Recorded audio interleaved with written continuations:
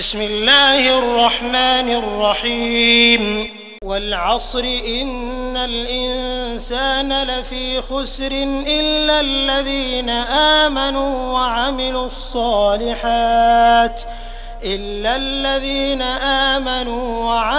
الصالحات وتواصوا بالحق وتواصوا بالصبر.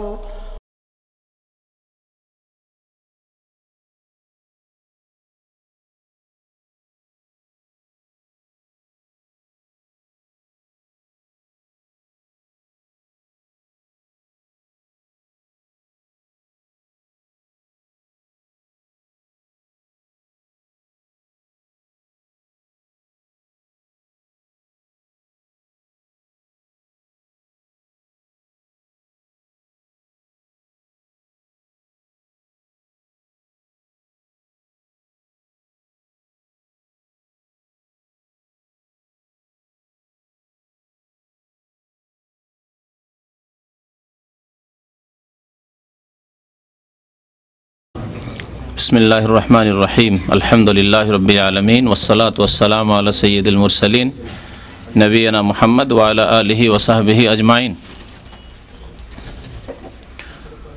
أما بعد فأعوذ بالله من الشيطان الرجيم بسم الله الرحمن الرحيم ولقد بعثنا في كل أمة رسولا أن اعبدوا الله واجتنبوا الطاغوت মহান আল্লাহর সমস্ত প্রশংসা যে আল্লাহ পাক রব্বুল আলামিন একমাত্র তার ইবাদত বন্দেগীর জন্য আমাদেরকে সৃষ্টি করেছেন এবং একমাত্র তার ইবাদত বন্দেগীর আদেশ প্রদান করেছেন। দরুদ ও সালাম নাজিল হোক নবী মুহাম্মদ সাল্লাল্লাহু আলাইহি ওয়াসাল্লামের প্রতি, যিনি আল্লাহ পাকের তাওহীদ একত্ব প্রতিষ্ঠার জন্য শেষ রাসূল হিসাবে প্রেরিত হয়েছিলেন। আল্লাহুম্মা সাল্লি আলাইহি আল্লাহুম্মা বারিক আলাইহি। আজকে উসুল সালাসা অর্থাৎ তিনটি মূলনীতির শেষ আলোচনা, যার বিষয়বস্তু হচ্ছে সমস্ত আম্বিয়া এবং রাসূলগণের দাওয়াতের মূল বিষয় ছিল আল্লাহ পাকের তাওহীদ একত্ব প্রতিষ্ঠা করা এবং আল্লাহ ছাড়া যেসবের পূজা ইবাদত অন্ধ অনুকরণ আনুগত্য হচ্ছে বা হয়েছে বা হবে তা থেকে সতর্ক সাবধান করা। আল্লাহ পাক রব্বুল আলামিন ইরশাদ করেছেন কোরআনে কারীমের সূরা নাহলের আয়াত নম্বর 36-এ, ওয়ালাকাদ বাআসনা ফি কুল্লি উম্মাতিন রাসূলা, নিশ্চয় বা নিঃসন্দেহে আমি প্রেরণ করেছি প্রত্যেক জাতিতে একজন করে রাসূল, প্রত্যেক জাতিতে একজন করে রাসূল প্রেরণ করেছি। আনে আবুদুল্লাহ এই মর্মে বা এই আদেশ দিয়ে যে একমাত্র আল্লাহ পাকের তোমরা ইবাদত বন্দেগী করবে, ওয়াজতানিবুত তাগুত এবং তাগুত থেকে তোমরা বেঁচে থাকবে। এই ছিল সমস্ত আম্বিয়া এবং রাসূলগণের দাওয়াত মিশন, তাদের ডিউটি। তাহলে মূল বিষয় হচ্ছে আম্বিয়া এবং রাসূলগণের এক, তা হচ্ছে আল্লাহ পাকের একত্ব প্রতিষ্ঠা করা, আল্লাহ পাকের রুবুবিয়াতের ক্ষেত্রে প্রভুত্বের ক্ষেত্রে আল্লাহ পাকের কাজ কর্মের ক্ষেত্রে আল্লাহ পাকের ইবাদতের ক্ষেত্রে উলুহিয়াতের ক্ষেত্রে অর্থাৎ বান্দা যা আল্লাহ পাকের সন্তুষ্টির জন্য করেন সবগুলি কাজ একমাত্র আল্লাহর জন্য করতে হবে, আল্লাহ ছাড়া অন্যের জন্য নয়। এইরকমই আল্লাহ পাক রব্বুল আলামিনের নাম গুণাবলী যেইভাবে কোরআন এবং হাদিসে বর্ণিত হয়েছে সেইভাবে বিনা বিকৃতি অস্বীকৃতিতে তা মেনে নেবে। তো লেখক বলছেন যে ওয়াকুল্লু উম্মাতিন বাআসাল্লাহু ইলাইহা রাসূলান, প্রত্যেক জাতি যার জন্য আল্লাহ পাক রব্বুল আলামিন রাসূল প্রেরণ করেছেন, নূহ আলাইহিস সালাম থেকে শুরু করে মুহাম্মদ সাল্লাল্লাহু আলাইহি সাল্লাম পর্যন্ত, মিন নূহিন ইলা মুহাম্মাদিন সাল্লাল্লাহু আলাইহি ওয়াসাল্লাম, নূহ আলাইহিস সালাম থেকে শুরু করে মুহাম্মদুর রাসূলুল্লাহ সাল্লাল্লাহু আলাইহি সাল্লাম পর্যন্ত। কারণ গত আলোচনায় এসেছে যে প্রথম রাসূল ছিলেন নূহ আলাইহিস সালাম, কারণ সেই জামানায় শিরক মানুষের মধ্যে ছড়িয়ে পড়েছিল এবং আল্লাহ ছাড়া অন্যের পূজা শুরু হয়েছিল, তখন আল্লাহ পাক রাসূল প্রেরণের প্রয়োজন মনে করলেন। আল্লাহ পাক তখন তার প্রথম রাসূল নূহ আলাইহিস সালামকে দুনিয়ায় পাঠালেন, শেষ নবী মুহাম্মদ সাল্লাল্লাহু আলাইহি ওয়াসাল্লাম। তাদের সবার দাওয়াত ছিল, মিশন ছিল, মৌলিক বিষয় ছিল ইয়ামুরুহুম বিইবাদাতিল্লাহি ওয়াহদাহু, তাদেরকে আদেশ করেছিলেন, অর্থাৎ মানব জাতিকে, নিজ নিজ কওমকে, সম্প্রদায়কে তারা আদেশ করেছিলেন, আদেশ করতেন বিইবাদাতিল্লাহি ওয়াহদাহু, একমাত্র আল্লাহ পাকের ইবাদত বন্দেগী করার। ওয়ায়ানহাহুম আন ইবাদাতিত তাগুত, এবং তাদেরকে নিষেধ করতেন তাগুতের ইবাদত থেকে, তাগুতের ইবাদত করতে নিষেধ করতেন। তাগুত কি, এর বিস্তারিত মোটামুটি ব্যাখ্যা শেষ দিকে আসছে। 5 প্রকারের তাগুত লেখক উল্লেখ করেছেন, তা চলে আসছে ইনশাআল্লাহ।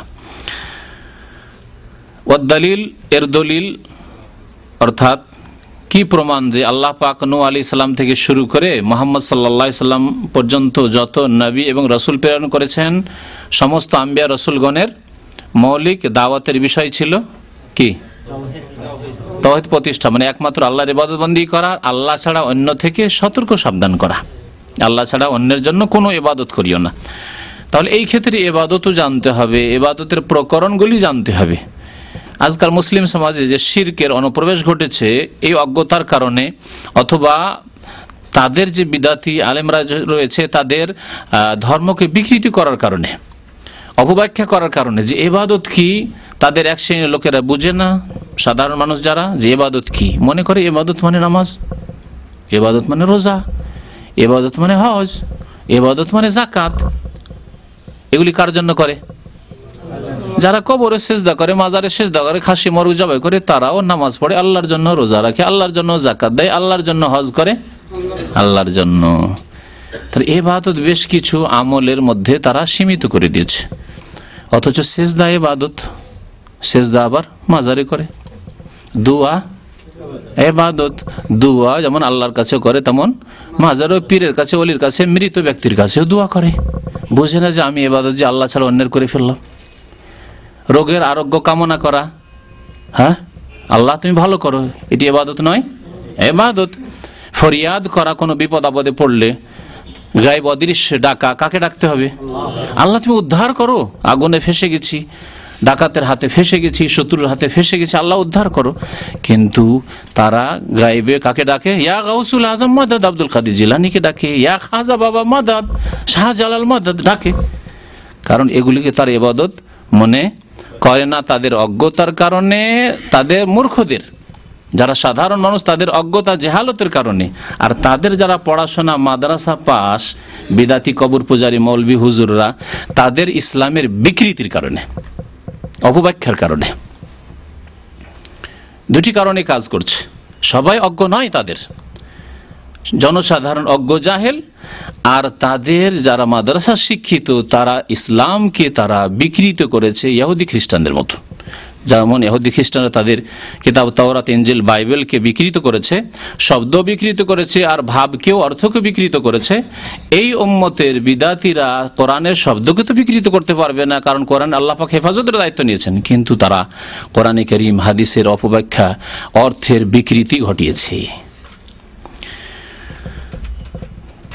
তো ইবাদতকে বোঝা জরুরি। নামাজের মধ্যে যে সব রয়েছে সবগুলি ইবাদত, রুকু ইবাদত। সুতরাং নামাজের বাইরেও কেউ আল্লাহ ছাড়া অন্যের সামনে যদি ঝুঁকে, সেটি আল্লাহ ছাড়া অন্যের ইবাদত হইল। সালাম করতে গিয়ে ঝুঁকে গেলেন, হ্যাঁ, হিন্দুদের প্রণাম করার মতো, হ্যাঁ, বা কদমবুসি করার মতো, পায়ের ধুলি নেওয়ার মতো, এগুলি রুকু। কিন্তু এই অজ্ঞতার কারণে অনেকে কদমবুসি করে, পায়ের ধুলি নেই, হ্যাঁ, কারো সামনে ঝুঁকে ঝুঁকে সালাম করে। যতক্ষণ বসতে না বলবে বসবে না, ঠিক আছে, তার বাসায় গেলে ঠিক আছে, কিন্তু আপনি আম মজলিসে রয়েছেন আর দেখা করেছেন কোনো বড় ব্যক্তিত্বের সাথে, সালাম করলেন, বসে যান। কিন্তু না, যতক্ষণ হুজুরে কি বলা না বলেছে বসেন, ততক্ষণ বসছেন না, দাঁড়িয়ে আছেন জড়ো সড়ো হে। যে রুকু শিরক, আল্লাহ ছাড়া অন্যের সামনে করা। এই বিষয়গুলিকে বিদআতপন্থীরা তাদের জনসাধারণ বোঝে না, আর তাদের ধর্মগুরুরা ধর্মকে বিকৃত করেছে।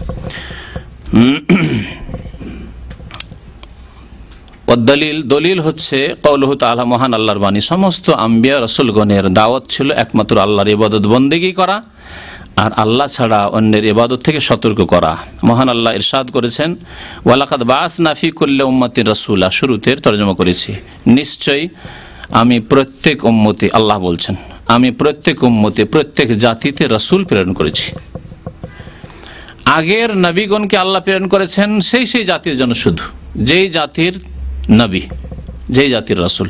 কিন্তু মুহাম্মদ সাল্লাল্লাহু আলাইহি সাল্লামকে আল্লাহ পাক সমগ্র মানুষের জন্য, সারা বিশ্বের মানুষ এবং জিনের জন্য প্রেরণ করেছেন। এ হচ্ছে পার্থক্য রিসালাতের দিক দিয়ে। নবী সাল্লাল্লাহু আলাইহি সাল্লামের রিসালাত হচ্ছে রিসালাতে আম্মা, ব্যাপক পায়গাম, ব্যাপক রিসালাত, এবং অন্যান্য রাসূলগণের রিসালাত ছিল রিসালাতে খাসা, বিশেষ রিসালাত ওই নবীর জাতির জন্য। আল্লাহ পাক লূত আলাইহিস সালামকে এক এলাকার জন্য, এক জাতির জন্য পাঠালেন, মূসা আলাইহিস সালামকে বনি ইসরাইলদের জন্য পাঠালেন, ঈসা আলাইহিস সালামকে বনি ইসরাইলদের জন্য পাঠালেন। এইভাবে এক এক জাতির জন্য আল্লাহ পাক রব্বুল আলামিন পাঠালেন। হুদ আলাইহিস সালামকে আল্লাহ পাক রব্বুল আলামিন কওমে আদের জন্য, আদ সম্প্রদায়ের জন্য পাঠালেন। সামুদ সম্প্রদায়ের জন্য সালেহ আলাইহিস সালামকে পাঠালেন। এইভাবে আল্লাহ পাক রব্বুল বিভিন্ন কওমের জন্য আগের নবী রাসূলগণকে প্রেরণ করেছেন। ওয়ালাকাদ বাআসনা ফি কুল্লি উম্মাতিন রাসূলা, নিশ্চয় আমি প্রত্যেক উম্মতে একজন করে রাসূল প্রেরণ করেছি। আনে আবুদুল্লাহ, এই আদেশ দিয়ে। এখানে তাফসিরে এই কথাটি উজ্জ্ব রয়েছে, আনে আবুদুল্লাহ, যে আল্লাহর ইবাদত করো। তাহলে যে আল্লাহর ইবাদত মানে আমিরান লাহুম, আমি ওই নবীগণকে, রাসূলগণকে এই আদেশ করে, আনে আবুদুল্লাহ, যে তোমরা সকলে আল্লাহ পাকের ইবাদত বন্দি করো। ওয়াজতানিবুত তাগুত, এবং তোমরা তাগুত থেকে বেঁচে থাকো। ইজতানাবা মানে বেঁচে থাকা থেকে, ওয়াজতানিবু আমরের সেগা জমা, তোমরা বেঁচে থাকো আর তাগুত, তাগুত থেকে। আর তাগুত শব্দটি তাগা ইয়াতগা থেকে, কাল্লা ইন্নাল ইনসানা লা ইয়াতগা, সূরা আলাকে আল্লাহ পাক ইরশাদ করেছেন যে শোনো, সাবধান, ইন্নাল ইনসানা লা ইয়াতগা, মানুষের স্বভাব হচ্ছে সীমা লঙ্ঘন করা, বাড়াবাড়ি করা। কখন? বিশেষ করে আর রাহুস্তাগনা, যখন সে নিজেকে দেখে যে অভাব মুক্ত হয়ে গেছি, সচ্ছল হয়ে গেছি, এখন আর কারো ধার ধারি না, কারো প্রয়োজন নেই, কারো কাছে ধার নিতে হবে, কারো কাছে খরচ চাইতে হবে। হ্যাঁ, চাকরি নেই না, চাকরি পেয়ে গেছি, আমার নিজের আয় ইনকাম আছে, সুতরাং এখন কি করে? এই সময় অধিকাংশ মানুষের স্বভাব সীমা লঙ্ঘন করে। তখন বাবার পরোয়া করে না, মায়ের পরোয়া করে না, বড় ভাইদের পরোয়া করে না যারা মানুষ করলো, গ্রামবাসীর পরোয়া করে না, কারণ চাকরি হয়ে গেছে। তার উপরে যদি সরকারি আবার চাকরি হয়, 60 বছর পর্যন্ত তো নিশ্চিন্ত। হ্যাঁ, এটা হচ্ছে মানুষের স্বভাব। কাল্লা ইন্নাল ইনসানা লা ইয়াতগা। তো এখানে শব্দটি দেখাতে চেয়েছিলাম, লা ইয়াতগা মানে তাগা, ইয়াতগা থেকে বেড়ে যাওয়া, এরকমই। এটা হচ্ছে মুজাহারের সেগা, মাজির সেগা। ইন্না লাম্মা তাগাল মা, ও আল্লাহ পাক রব্বুল আলামিন নূহ আলাইহিস সালামের জামানার বন্যার কথা উল্লেখ করে ইরশাদ করেছেন, ইন্না লাম্মা তাগাল মা, ও যখন পানি সীমা লঙ্ঘন করেছিল, খুব বেড়ে গিয়েছিল পানি, আর মানুষ পৃথিবীতে থেকে বাঁচতে পারে না। হামালনাকুম ফিল জারিয়া, তখন তোমাদেরকে পানি জাহাজে আমি সওয়ার করে দিয়েছিলাম, পানি জাহাজে উঠিয়ে নিয়েছিলাম। আল্লাহ পাক পানি জাহাজ তৈরি করতে বললেন, নূহ আলাইহিস সালামকে তৈরি করলেন শুকনোতে, সবাই ঠাট্টা মজাক করে। পানি যখন খুব বেশি হয়ে গেল, তখন মুমিনদেরকে আল্লাহ পাক রব্বুল আলামিন হামালনাকুম ফিল জারিয়া, আর তাদের থেকে সারা পৃথিবীতে এত মানুষ হয়েছে, বাকিগুলিকে আল্লাহ পাক ধ্বংস করে দিয়েছিলেন পানিতে ডুবিয়ে, যারা কাফের মুশরিক বিদিন বিধর্মী ছিল। কারণ আল্লাহ পাক তাদেরকে দীর্ঘ সময় দিয়েছিলেন, 100 বছর নয়, 200 বছর নয়, 300 নয়, 400 নয়, 500 নয়, কত বছর? 950 বছর। ফালাবিসা ফিহিম আলফা সানাতিন ইল্লা 50 আমা, আল্লাহ পাক কোরআনে কারীমে উল্লেখ করে দিয়ে 950 বছর তাদের মাঝে নূহ আলাইহিস সালাম ইসলামের দাওয়াতের কাজ করেছিলেন, সত্যের কথা তাদেরকে জানিয়েছিলেন, কিন্তু তারা অধিকাংশই অস্বীকার করেছিল। সুতরাং আল্লাহ পাকের আযাব তাদের উপর আপতিত হয়েছিল। তো তাগাল মাও মানে তাগা সীমালঙ্ঘন করা, পানি যখন সীমালঙ্ঘন করলো খুব বেড়ে গেল, তাহলে তাগা এতগা থেকে তাগুত, তাহলে তাগুতের শাব্দিক অর্থ হচ্ছে যেই ব্যক্তি কি করে, সীমা লঙ্ঘন করেছে, যেই ব্যক্তি সীমা লঙ্ঘন করেছে, এ হচ্ছে তার শব্দগত ধাতু আর তার সংজ্ঞা আসছে সামনে। ওয়াফতারাদাল্লাহু আলা জামিল ইবাদি আল কুফরা বিত-তাগুত ওয়াল ঈমান বিল্লাহ। আর একটি বিষয় হচ্ছে যে আল্লাহ পাক রব্বুল আলামিন যেমন আল্লাহর প্রতি ঈমানের বিশ্বাসের আদেশ প্রদান করেছেন, তেমন আল্লাহ ছাড়া অন্যকে অস্বীকার করার আদেশ প্রদান করেছেন। এই দুটো কাজ না করলে আল্লাহর ইবাদত বন্দেগী কায়েম হবে না, প্রতিষ্ঠিত হবে না। কি করেছেন আল্লাহ পাক? ঈমান নিয়ে আসতে বলেছেন কার উপর? আল্লাহর উপর। ঈমান নিয়ে আসা মানে বিশ্বাস করা। আল ঈমান মানে তাসদীক। ঈমানের শাব্দিক অর্থ হচ্ছে অন্তর থেকে বিশ্বাস করা, এটা শাব্দিক অর্থ। যদিও ঈমানের সংজ্ঞাতে তিনটি বিষয় রয়েছে, শুধু বিশ্বাস করলে হবে না, অন্তর থেকে বিশ্বাস করা আর জবান দ্বারা, কথার দ্বারা প্রকাশ করা, স্বীকৃতি দান করা। এই জন্য একজন মানুষকে আল্লাহর প্রতি বিশ্বাস করে, পরকালে বিশ্বাস করে, আরো যে ঈমানের যে স্তম্ভগুলি রয়েছে বিশ্বাস করে অন্তর থেকে বলতে হবে আশহাদু আল্লা ইলাহা ইল্লাল্লাহ, আমি স্বীকৃতি দান করছি, সাক্ষ্য প্রদান করছি যে আল্লাহ ছাড়া কেউ সত্য মাবুদ নেই। ওয়া আশহাদু, আরো সাক্ষ্য প্রদান করছি আন্না মুহাম্মাদান, যে মুহাম্মদ সাল্লাল্লাহু আলাইহি ওয়াসাল্লাম রাসূলুল, আল্লাহ পাকের রাসূল। দুটি হলো, তাই না? অন্তর থেকে বিশ্বাস করা আর জবান দ্বারা স্বীকার করা, স্বীকৃতি দান করা, শাহাদাত দান করা। 3 নম্বরে হচ্ছে কাজে অঙ্গ প্রত্যঙ্গ দিয়ে পরিণত করা, অঙ্গ প্রত্যঙ্গ দিয়ে নামাজ পড়া, এই শরীর দিয়ে রোজা রাখা, সিয়াম পালন করা। আল্লাহ পাক রব্বুল আলামিন এই শরীরের মেহনত করে বিভিন্ন দিক থেকে আল্লাহ পাক টাকা পয়সা, ধন দৌলত, যাকাত প্রদান করা। আল্লাহ পাক রব্বুল আলামিন হজ ফরজ করেছেন, শারীরিক ইবাদত এবং আর্থিক ইবাদত, হজ আদায় করা, এগুলির মাধ্যমে ঈমানের বাস্তবায়ন করা। তাহলে ঈমান 3টি বিষয়ের সমষ্টির নাম।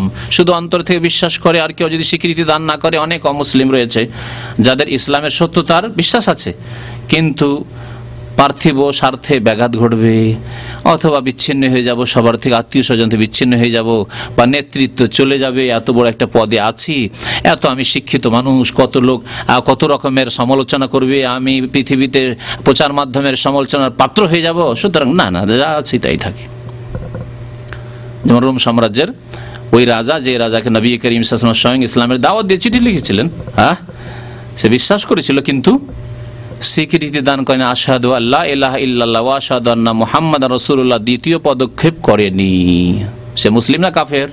কাফের। তৃতীয় শর্ত হচ্ছে কাজে পরিণত করা। প্রথম কাজ হচ্ছে 5 ওয়াক্ত নামাজ। কাজে পরিণত করতে গিয়ে তৃতীয় পদক্ষেপে প্রথম হচ্ছে 5 ওয়াক্ত নামাজ। এই জন্য গবেষক ওলামায়ে কেরামদের নিকট, মুহাক্কিকিনদের নিকট আর সাহাবায়ে কেরামদের এই মতের উপর ইজমা ছিল যে নামাজ না পড়লে তার অন্তরে বিশ্বাস আছে কিনা, কথার স্বীকৃতি মুনাফিকি স্বীকৃতি না ইসলামিক স্বীকৃতি, ইমানি স্বীকৃতি, কোনো প্রমাণ হলো না, সুতরাং মুসলিম নয় নামাজ না পড়লে। নামাজ 5 ওয়াক্ত যে পড়ে দিল, সে প্রমাণ করে দিল যে আমি মুসলিম। এ হচ্ছে ঈমানের 3টি বিষয়। শাব্দিক অর্থ বিশ্বাস করা, আর ঈমানের এই 3টি বিষয়কে না নিলে ঈমান অসম্পূর্ণ। অন্যান্য আমলগুলি যে রয়েছে, সেই আমলগুলি ঈমানকে পূর্ণতা দান করবে। ঈমান পুরোপুরি ছিনিয়ে যাবে না, কিন্তু ঈমান দুর্বল হয়ে যাবে, কমজোর হয়ে যাবে যদি সেগুলি না থাকে, হারাম থেকে বেঁচে থাকা না থাকে, হজ যাকাত ইত্যাদি যেগুলি আছে, সিয়াম রোজা, এগুলি যদি না করে তাহলে ঈমান অসম্পূর্ণ থাকবে।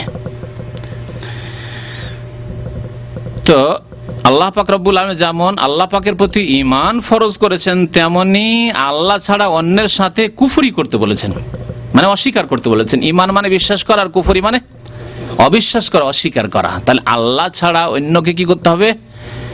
অবিশ্বাস করতে হবে, অস্বীকার করতে হবে। সরস্বতী দেবী, বিদ্যার দেবী, কি করতে হবে? অস্বীকার করতে হবে। আব্দুল কাদের জিলানী, মহান উদ্ধারকারী গৌসুল আজম, অস্বীকার করতে হবে। খাজা বাবা গরিব নওয়াজ, গরিবের দাতা, অস্বীকার করতে হবে। লাত, উজ্জা, মানাত, মক্কার মুশরিক, আরবের মুশরিকদের 1400 বছর আগে নবী সাল্লাল্লাহু আলাইহি ওয়াসাল্লামের জামানায় মানাত তাদের রুজি রোজগারের দেবী ছিল, আর উজ্জা তাদের নেতৃত্ব দানের দেবী ছিল। এগুলিকে কি করতে হবে? অস্বীকার করতে হবে, অস্বীকার করতে হবে। কোনো আস্তানা থেকে পাওয়া যায় না, পীরের মাজার থেকে পাওয়া যায় না। হ্যাঁ, এই কোথাও থেকে পাওয়া যায়, আল্লাহ ছাড়া অন্যের কোথা থেকে, এই কথাকে কি করতে হবে? অস্বীকার করতে হবে। কোন মৃত ব্যক্তিকে, কোন জীবিত ব্যক্তিকে গায়বী মদদের ক্ষমতা দেওয়া হয়নি। হ্যাঁ, কারো গায়বী মদদের ক্ষমতাকে কি করতে হবে? অস্বীকার করতে হবে। আল্লাহ ছাড়া কারো গায়বী মদদের ক্ষমতা নেই যে 5000 কিলোমিটার দূরে আছে জীবিত ব্যক্তি আর সে সাহায্য চলে আসতে পারে, অসম্ভব কথা। জীবিতই যদি না আসতে পারে তাহলে মৃত কি করে আসতে পারে? অসম্ভব কথা। এগুলি হচ্ছে আল কুফর বিত তাগুত, তাগুতকে অস্বীকার করার অন্তর্ভুক্ত, যা আল্লাহ পাক আদেশ করেছেন। আমি অন্য ভাষায় আপনাদেরকে এর আগে 2-1 সপ্তাহ আগে বলেছিলাম যে ইতিবাচক নেতিবাচক, পজিটিভ নেগেটিভ দুটোই লাগবে। যেমন বিদ্যুতে পজিটিভ নেগেটিভ দুটোই তার লাগে, যারা কারেন্ট বিদ্যুৎ বুঝেন, ইলেকট্রিশিয়ান তারা, তেমনই ইসলামে পজিটিভ নেগেটিভ দুটোই লাগবে। হ্যাঁ, ঈমান নিয়ে আসতে হবে আল্লাহর ওপর, আর দেবী দেবতা, ওলি, পীর, মুর্শেদ, দাতা দিতে পারে এ কথা অস্বীকার করতে হবে। নামাজ পড়তে হবে ইতিবাচক, হ্যাঁ, তেমনি হ্যাঁ খুন করা ছাড়তে হবে, জেনা ব্যভিচার ছাড়তে হবে, আপনার সুদ ছাড়তে হবে, ঘুষ ছাড়তে হবে, হারাম খাওয়া ছাড়তে হবে, চুরি ডাকাতি ছাড়তে হবে। মাতা পিতার যেমন আনুগত্য করতে হবে ইতিবাচক, তেমনি নাফরমানি থেকে বাঁচতে হবে ইতিবাচক নেতিবাচক। এর নাম হচ্ছে ইসলাম। হ্যাঁ আর না দুটোই আল্লাহ পাক রব্বুল আলামিন বলেছেন। তো লেখক বলছেন আফতারাল্লাহু আলা জামিল ইবাদ, আল্লাহ পাক ফরজ করেছেন সমস্ত বান্দাদের উপর, সমস্ত বান্দা। তাহলে এর দ্বারা স্পষ্ট হইল যে পৃথিবীতে কোন বান্দা আল্লাহ পাকের ইবাদত বন্দেগীর বাইরে নেই। কিন্তু ভণ্ড পীরদের এক শ্রেণীর দাবি, তারা কি বলে যে এমন একটা মাকাম আছে, এমন একটা উচ্চ স্তর আছে ইবাদত বন্দেগীর, ফানা ফিল্লার, যেখানে গিয়ে আর নামাজ, রোজা, হজ, যাকাত, ফরজ, ওয়াজিব, হালাল হারামের কোনো আদেশের আওতাভুক্ত থাকে না, কারণ সে এখন ফানা, লয় হয়ে গেছে, বিলীন হয়ে গেছে আল্লাহ পাকে। আউযু বিল্লাহ কুফরি আলা জামিল ইবাদ, সমস্ত বান্দা। যদি এই মাকাম, এই উচ্চ স্তর কারো হাসিল হইতো, তো প্রথম কার হাসিল হইতো? মুহাম্মদুর রাসূলুল্লাহ সাল্লাল্লাহু আলাইহি ওয়াসাল্লাম, যিনি সৃষ্টি সেরা, তিনি আগে হাসিল করতেন। তারপরে যদি কারো হাসিল হইতো তো ইব্রাহিম খলিলুল্লাহ হাসিল হইতো। তারপরে যদি কারো হাসিল হইতো তো নূহ আলাইহিস সালামের হাসিল হইতো, মুসা আলাইহিস সালামের হাসিল হইতো, ঈসা আলাইহিস সালামের হাসিল হইতো, আর অন্য আম্বিয়া কিরামের হাসিল হইতো, আদম আলাইহিস সালামের হাসিল হইতো। তাহলে আবার তওবা কেন করতে হবে? আর গাছের ফল খেয়ে এমন অপরাধী কি হইল? আদেশ নিষেধের ঊর্ধ্বে। আমাকে আবার কি ধরবেন? আমি তো ফানা, আল্লাহ তোমাতে ফানা হয়ে গেছি, লয় হয়ে গেছি। এ কথা কেন আদম আলাইহিস সালাম বলেনি? কেন বলতে হইল রব্বানা যালামনা আনফুসানা ওয়া ইল্লাম তাগফির লানা ওয়া তারহামনা লানাকুনান্না মিনাল খাসিরিন। আল্লাহ যালামনা আনফুসানা, জুলুম করেছি। জুলুম আবার কি? আমি তো আদেশ নিষেধের ঊর্ধ্বে, কারণ আমি তো আল্লাহতে ফানা হয়ে গেছি। এ কথা কেন বলেননি? যদি এই পীরতন্ত্র সত্য হতো তাহলে আদম আলাইহিস সালাম প্রথমে কথাই বলতেন যে জুলুম আবার কি আল্লাহ, আমার জন্য তো এটা না, অন্যদের জন্য হইতে পারে, আমি তো তোমাতে লয় হয়ে গেছি। আম্বিয়া রাসূলগণ ইবাদত বন্দেগীর বাইরে যেতে পারেননি, তাদেরকে ইবাদত বন্দেগী করা ছাড়া কোনো উপায় ছিল না, মুক্তি ছিল না। তাহলে এইসব ভণ্ডামি কোথা থেকে আসলো? এগুলি ইসলাম নয়, এগুলি ইসলাম নয়, এগুলি হচ্ছে শয়তানের রাস্তা, ইবলিশের রাস্তা। ইবলিশ শয়তান দেখলো যে এদেরকে ইহুদিও বানাইতে পারলাম না, খ্রিস্টানও বানাইতে পারলাম না, হিন্দুদের মতো মূর্তি পূজাও করাইতে পারলাম না, বৌদ্ধদের মতো এদেরকে সাধু সন্ন্যাসীও বানাইতে পারলাম না, তাহলে এদেরকে কেমন করে জাহান্নামে নিয়ে যাব? তো আরেকটা অস্ত্র ব্যবহার করলো যে ওলিয়া উলিয়া আছে, তাদেরকে তো আল্লাহ দিয়ে দিয়েছেন, সুতরাং তোমরা আর এত দূরে কি করে আল্লাহকে পাও, এইখান থেকে নাও। এইভাবে ইহুদি নাসারা আর পত্তলিকদের মতো বানিয়ে দিল কবর পূজারীদেরকে। শয়তানের বড় অস্ত্র। লা আহতানিকান্না যুররিয়াতাহু ইল্লা কালিলা। আদম আলাইহিস সালামের জন্য যখন আমাকে জাহান্নামে যেতে হইল আর ইবলিস লাইন হইতে হইল, অভিশপ্ত হইতে হইল, ওয়া ইন্না আলাইকা লানাতি ইলা ইয়াউমিদ্দিন, আল্লাহ পাক বলছেন হে ইবলিস তোমার উপর আমার লানত অভিসম্পাত কিয়ামত পর্যন্ত হইতে থাকবে। আল্লাহ যখন লানতি করলে তাহলে আহতানিকান্না যুররিয়াতাহু, এই আদমের জন্য এই অবস্থা আমার যখন হইল, তাহলে আদমের সন্তান যত আছে সবাইকে আমি একেবারে শেকড় থেকে উঠিয়ে জাহান্নামে নিয়ে যাব। ইল্লা কালিলা, তবে অল্পকে পারবো না, অল্প কিছু লোক আছে তাদেরকে পারবো না। তাহলে সংখ্যা গরিষ্ঠতা সত্যের মাপকাঠি নয়, হকের মাপকাঠি না, যে যারা ভোট বেশি পেয়েছে তারাই ভালো, হ্যাঁ, তাদেরকে লোকজন চায়, সৎ লোকেরা চায়, ভালো মানুষ চায়, তাদেরকে আল্লাহ ভালোবাসে। এটা কি প্রমাণ করে? না। সংখ্যাগরিষ্ঠতা হকের দলিল না। বড় দল আমরা, সুতরাং বড় দলের অনুসরণ করে বিদআতপন্থী হুজুররা বলে, ধর্মীয় ক্ষেত্রেও বলে। আরে গণতন্ত্র, দুনিয়া, রাজনীতির কথা তো বাদ দেন। এক শ্রেণী বিদআতী হুজুররা বলে আমাদের দল ভারী, সুতরাং ছোট দলে কেন যাও, বড় দলে ভর্তি হও, হ্যাঁ বড় তরিকায় এসো, বড় মাযহাবে এসো। এটিও সত্যের মাপকাঠি না। সত্যের মাপকাঠি হচ্ছে কোরআন এবং সুন্নাহ। ওয়ালাউ কুনতা ওয়াহদাকা, আপনি একাও যদি হন, কিন্তু আপনি আছেন কার সাথে? মুহাম্মাদুর রাসূলুল্লাহ সাল্লাল্লাহু আলাইহি সাল্লামের সাথে আছেন একা, আপনি সত্য। খাদিজা রাদিয়াল্লাহু তাআলা আনহা যখন প্রথম ইসলাম গ্রহণ করলেন, একা তিনি নবী সাল্লাল্লাহু আলাইহি ওয়াসাল্লামের সাথে। হকে কে? হ্যাঁ, মক্কার লোকেরা না খাদিজা রাদিয়াল্লাহু তাআলা আনহা? খাদিজা রাদিয়াল্লাহু তাআলা আনহা। আবু বকর সিদ্দিক যখন ইসলাম গ্রহণ করলেন প্রথম পুরুষদের মধ্যে, হকে কে? একা মুসলিম, আর কেউ নেই নবীর সাথে, দুইজন তিনজন মাত্র। হকের ওপর কে? আবু বকর সিদ্দিক রাদিয়াল্লাহু তাআলা আনহু, যদিও তিনি একা মুসলিম। আলী রাদিয়াল্লাহু তাআলা আনহু যুবকদের মধ্যে প্রথম ইসলাম গ্রহণ করলেন, হকের ওপর কে? আলী রাদিয়াল্লাহু তাআলা, মক্কার মুশরিকরা, আলী রাদিয়াল্লাহু তাআলা আনহু। সুতরাং ধোঁকা খাবেন না। না ধর্মীয় ক্ষেত্রে সংখ্যাগরিষ্ঠতা সত্যতার দলিল, না কখনো না। আর না রাজনৈতিক ক্ষেত্রে সংখ্যাগরিষ্ঠতা হকের দলিল, প্রমাণ, সত্য হওয়ার মাপকাঠি, না কখনো না। সমস্ত বান্দাদের উপর আল্লাহ ফরজ করেছেন, নবী রাসূলগণের উপর ফরজ করেছেন, সিদ্দিকিন শহীদদের উপর ফরজ করেছেন, আলেম ওলামাদের উপর ফরজ করেছেন। যেমন আপনার জন্য 5 ওয়াক্ত নামাজ ফরজ, তাছাড়া আপনার মুক্তি নেই, তেমন ইমাম আবু হানিফা, শাফি, মালিক, আহমদ, ইমাম বুখারী সবার উপর 5 ওয়াক্ত নামাজ ফরজ। তাদের কোনো মুক্তি ছিল না যদি তারা 5 ওয়াক্ত নামাজে 4 করতেন। কারো মুক্তি নেই, কারণ আমরা সবাই কার বান্দা? আল্লাহ পাকের বান্দা। যেমন আপনি আমি আল্লাহ পাকের বান্দা, তেমন ইমাম আবু হানিফা, শাফি, মালিক, আহমদ রহমতুল্লাহি আলাইহিম আজমাইন সবাই আল্লাহর বান্দা। সুতরাং আল্লাহর বান্দাগি ছাড়া কারো উপায় নেই, কেউ বান্দাগির ঊর্ধ্বে নয়। তো বলছেন যে সমস্ত বান্দাদের উপর আল্লাহ ফরজ করেছেন কি? আল কুফরা বিত তাগুত, তাগুতকে অস্বীকার করা। আল্লাহ ছাড়া যার ইবাদত বন্দেগী হচ্ছে, হয়েছে, হবে, সেসবকে অস্বীকার করা। আগে অস্বীকার করার কথা লেখক উল্লেখ করেছেন। ওয়াল ঈমান বিল্লাহ, এবং আল্লাহর প্রতি ঈমান নিয়ে আসা ফরজ করেছেন। দুটো বিষয় আল্লাহ ফরজ করেছেন, আল্লাহ ছাড়া অন্যকে অস্বীকার করা আর আল্লাহ পাক রব্বুল আলামিনের প্রতি ঈমান নিয়ে আসা। দুটো বিষয় আল্লাহ পাক ফরজ করেছেন। দুটো কি? একটা ইতিবাচক, একটা নেতিবাচক, ঠিক না? কারণ কোরআনে কারীমের আয়াতে তাই রয়েছে, আনে ইবাদুল্লাহ, আল্লাহ পাকের ইবাদত বন্দেগী করে, ইতিবাচক, ওয়াজতানিবুত তাগুত, আর তাগুত থেকে বেঁচে থাকো, নেতিবাচক।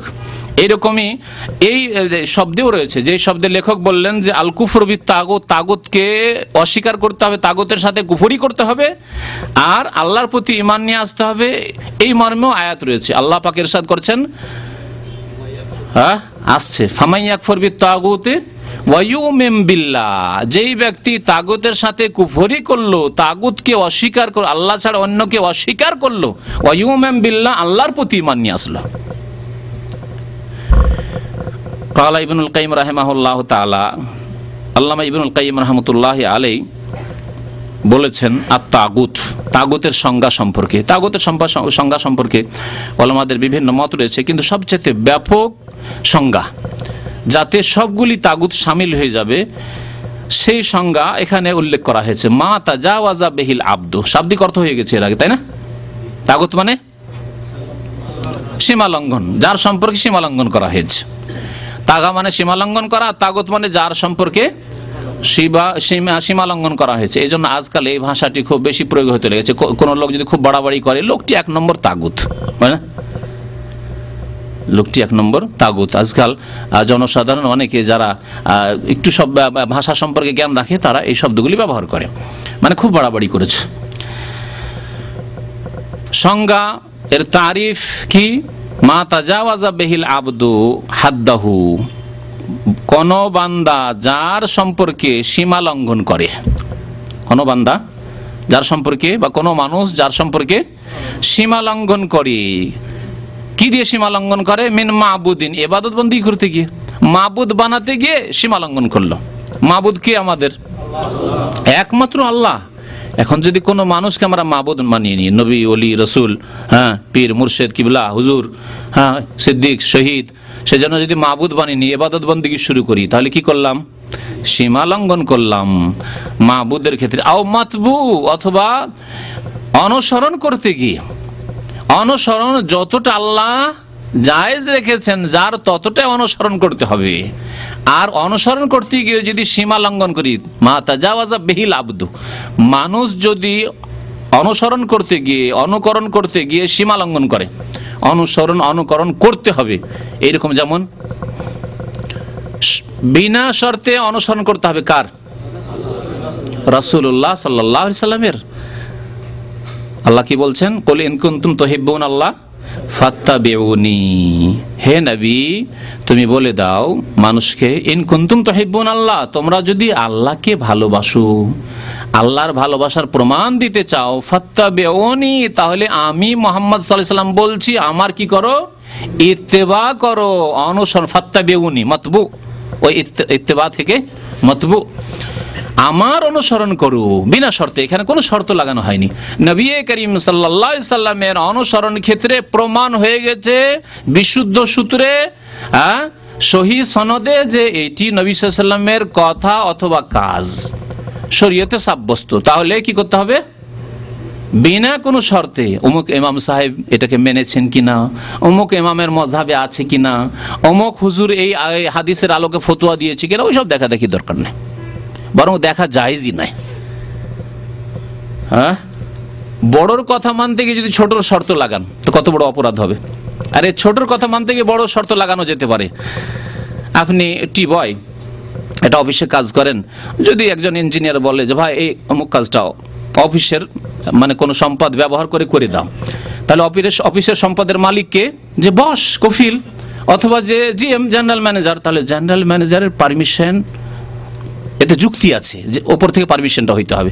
কিন্তু যদি কফিল সরাসরি বলে যে এই কাজটা করে দাও, তার সম্পদ, তার প্রপার্টি, তার কোম্পানি, তার প্রতিষ্ঠান, কফিল বলছে, বস বলছে বা জেনারেল ম্যানেজার বলছে এই কাজটা করে দাও, আপনি বলছেন না, ওই যে আপনার সাইড কি বলছে ওগুলোকে, ছোট ছোট যে অফিসারগুলি আছে, ধরেন সুপারভাইজার, ফোরম্যানের পারমিশন লাগবে, ফোরম্যানের পারমিশন লাগবে। তাহলে আপনার ওই বস কি করবে? আপনাকে বাংলাদেশ পাঠিয়ে দেবে না? হ্যাঁ, এক্সিট লাগিয়ে দেবে না? আরে আমি দেরি করবে? কোনো দেরি করবে না।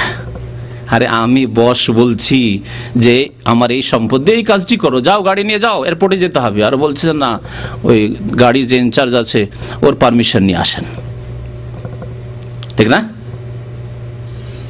তো যদি কেউ বলে যে না রাসূলুল্লাহ সাল্লাল্লাহু আলাইহি ওয়াসাল্লাম হাদিস মানবো, কিন্তু শর্ত হচ্ছে যে ইমাম আবু হানিফা ওই হাদিসটি মেনেছেন কিনা, ইমাম শাফি মেনেছেন কিনা, ইমাম মালিক মেনেছেন কিনা, ইমাম আহমদ মেনেছেন কিনা, আমরা চরমনাই তরিকার লোক চরমনাই হুজুর বলেছি কিনা, আমরা শস্যিনা লোক শস্যিনা হুজুর তরিকাতে আছে কিনা, আমরা নকশবন্দি তরিকার, চিশতি তরিকার ওই তরিকাতে আছে কিনা, যদি এই শর্ত লাগাই, তো উদাহরণটি কেমন? হ্যাঁ, যেমন আপনার এক্সিট লাগলো ওই ক্ষেত্রে, কর্মক্ষেত্রে, তেমনি দিনের ক্ষেত্রে এক্সিট লেগে কোথায় যাবেন? জাহান্নামে যেতে হবে। নবীর কথা মানবেন আর শর্ত লাগাচ্ছেন অমুক ইমাম কয়েছে কিনা, আর অমুক ইমাম মেনেছে কিনা, অমুক ইমামের মযহাবের তরিকাতে আছে কিনা, অমুক পীরের তরিকা আছে কিনা, শর্ত লাগাবেন। হ্যাঁ, ফোরম্যান আর সুপারভাইজারও বলা ভুল হবে এই ক্ষেত্রে, ধর্মীয় ক্ষেত্রে।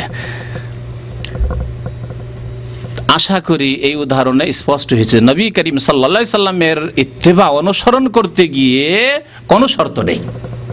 সহিহ সনদে প্রমাণ হয়ে গেছে যে এটি আল্লাহর নবীর কথা, আল্লাহর নবীর কর্ম সাল্লাল্লাহু আলাইহি ওয়াসাল্লাম, তাহলে আপনাকে আমাকে মানতে হবে। ওয়ায়ুসাল্লিমু তাসলিমা, চোখ বন্ধ করে মানতে হবে, শির নত করে মেনে নিতে হবে।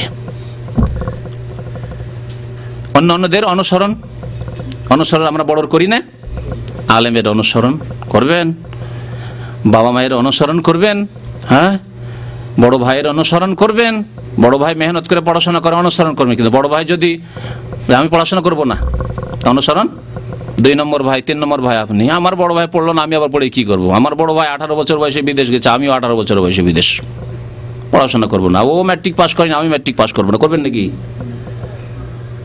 তাহলে অনুসরণ, অন্যদের অনুসরণের ক্ষেত্রে শর্ত সাপেক্ষ অনুসরণ। তারা যদি ভালো কাজ, অর্থাৎ কোরআন হাদিসের কথা কোরআন হাদিসের কাজ করে, কোরআন হাদিসের কথা বলে, আল্লাহ এবং রসুলের কথা বলে, তাহলে অনুসরণ। তাহলে অন্যদের অনুসরণ, বাবা মায়ের অনুসরণ, আলেমের অনুসরণ, ইমামের অনুসরণ, বুজুর্গের অনুসরণ কখন করবেন? যখন তারা আল্লাহ এবং রসুলের কথা মোতাবেক আপনাকে চালাবে, তখন অনুসরণ করবেন। তারা কাজ কোরআন হাদিসের আলোকে করছেন, সুতরাং অনুসরণ করব। অনুসরণ অবশ্যই বড়দের আছে, কিন্তু শর্ত সাপেক্ষ আছে। এইরকমই আনুগত্য। 3 নম্বর হচ্ছে তাগুতের সঙ্গে আও মোতাইন, অথবা যার আনুগত্য করা হয় সেই ক্ষেত্রে বাড়াবাড়ি করলো। আনুগত্যের ক্ষেত্রে বাড়াবাড়ি, আনুগত্য মানে মানা, মানবেন, বড়দেরকে মানবেন, কিন্তু বড়দেরকে মানবেন শর্ত সাপেক্ষ। আর আল্লাহ এবং রাসূলের আনুগত্য করবেন হ্যাঁ শর্তহীন, বিনা শর্তে। আতিউল্লাহ ও আতিউর রাসূল, আল্লাহর আনুগত্য করো, রাসূলের আনুগত্য করো, কোন শর্ত আল্লাহ পাক লাগাননি। বরং আরো এই কথা বলেছেন, ওমাই ইউতির রাসূলা ফাকাদ আতা আল্লাহ, যে ব্যক্তি রাসূলের আনুগত্য করলো বিনা কোনো শর্তে, সেই ব্যক্তি আল্লাহরই আনুগত্য করলো।